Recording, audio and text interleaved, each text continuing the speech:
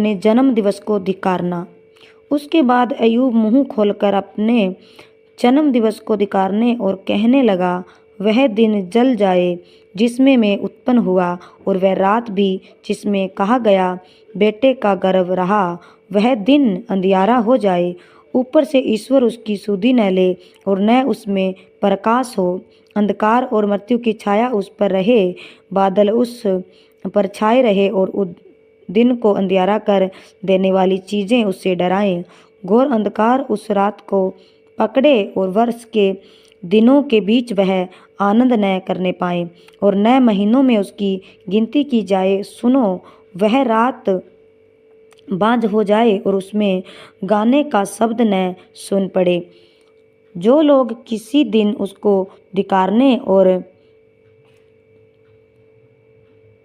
लिव्यातान को छोड़ने में निपुण है और उसे धिक्कारे, उसकी संख्या के तारे प्रकाश न दे और वह उजियाले की बाट जोहे पर वह उससे न मिले, वह भोर की पलकों को भी देखने न पाए, क्योंकि उसने मेरी माता की कोख को बंद न किया और कष्ट को मेरी दृष्टि से न छिपाया।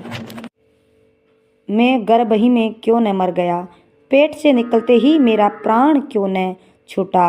मैं घुटनों पर क्यों लिया गया, मैं छातियों को क्यों पीने पाया। ऐसा न होता मैं तो मैं चुपचाप पड़ा रहता, मैं सोता रहता और परिश्रम करता, और मैं पृथ्वी के उन राजाओं और मिस्त्रियों के साथ होता जिन्होंने अपने लिए सुनसान स्थान बनवा लिया है, या मैं उन राजकुमारियों के साथ होता जिनके पास सोना था, जिन्होंने अपने घरों को चांदी से भर लिया था, या मैं असमय गिरे हुए गर्भ के समान हुआ होता, या ऐसे बच्चों के समान होता जिन्होंने उजियाले को कभी देखा ही नहीं हो।